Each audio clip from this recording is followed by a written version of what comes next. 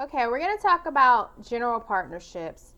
And there are going to be some special types of partnerships that we'll talk about in the next chapter. But this is a general partnership, which is two or more owners who do not have to go through any paperwork.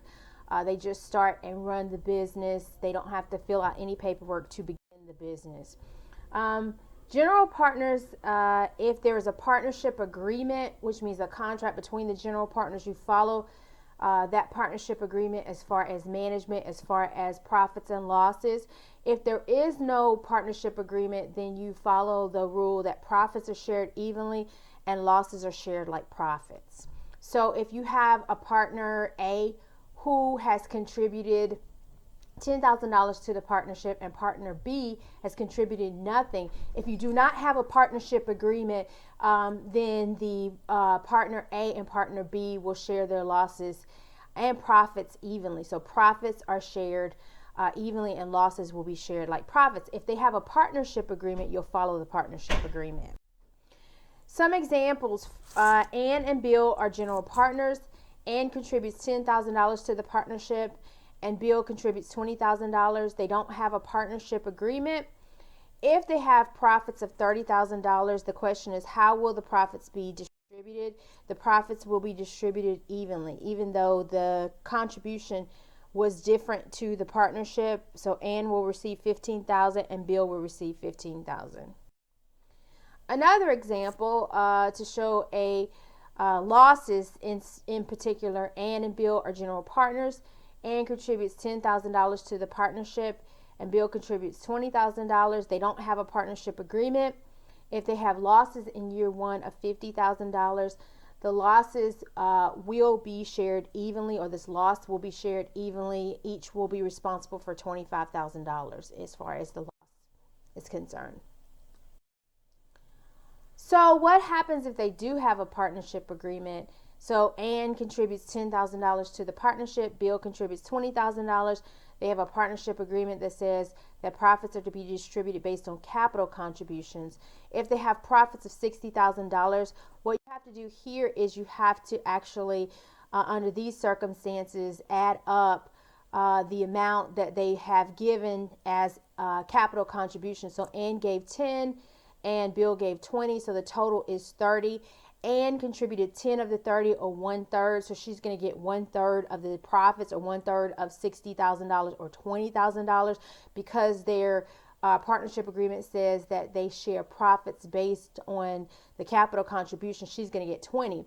Bill gave 20 of the 30, so he's going to get 2/3 of the profits, so he's going to get $40,000. How does this work with loss? It's the same thing. So for loss, if they have a loss of $90,000, then what you have to do is, again, Ann gave 10 of the 30, so you have to add up the total amount, or 1/3. She's going to be responsible for $30,000, 1/3 of the $90,000 loss.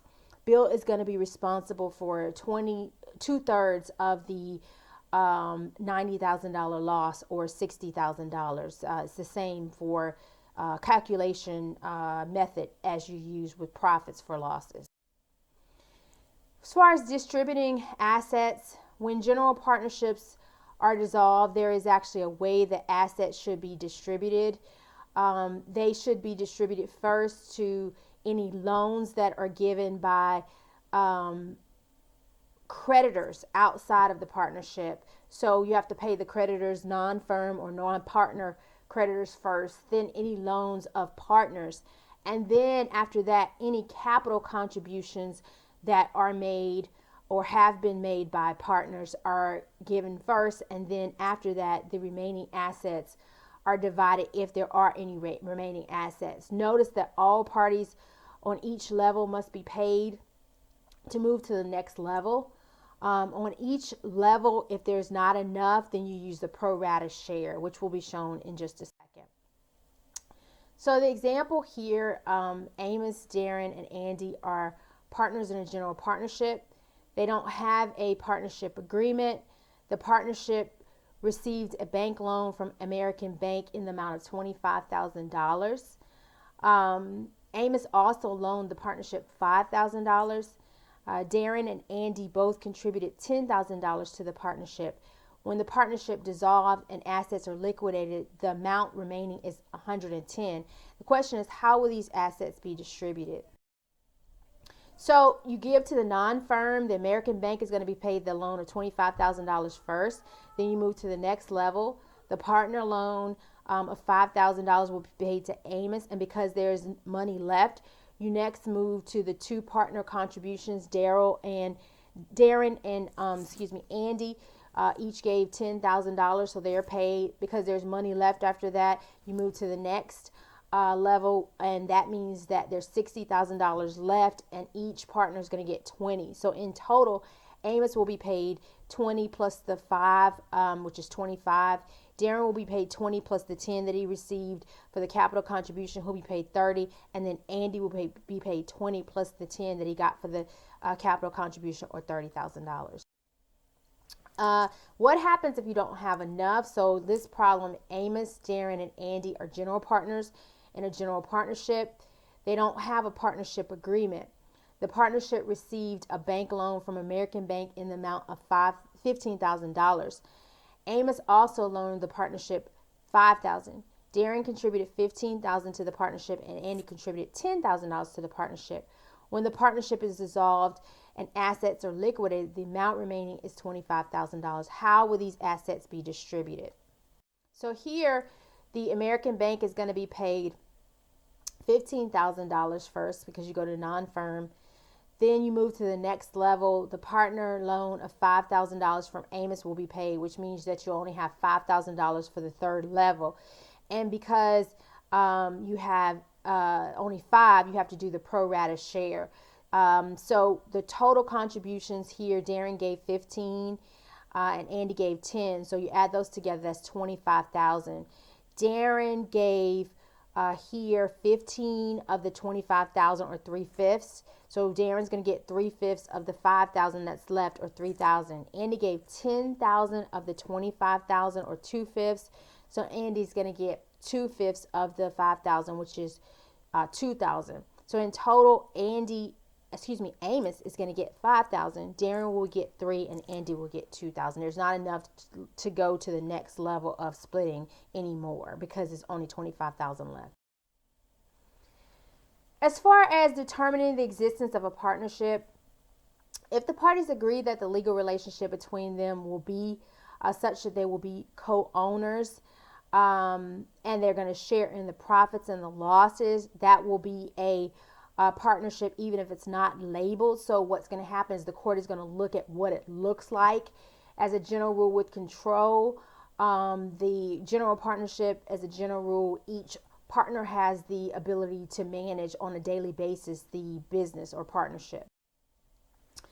In some cases, people who are in fact not partners may be held to be partners by estoppel if they hold themselves out to be partners. So for example, if someone lists themselves as a partner to get a loan for the partnership, because the bank relied on that, even if the parties are not really partners, that individual who allowed themselves to be put as a partner will be stopped from claiming they're not a partner. So sometimes people can be held partners through estoppel. The partnership agreement determines how long the partnership will last. If there is no specific time, the partnership is going to be a partnership at will. In general, again, partners have the ability to manage the business equally.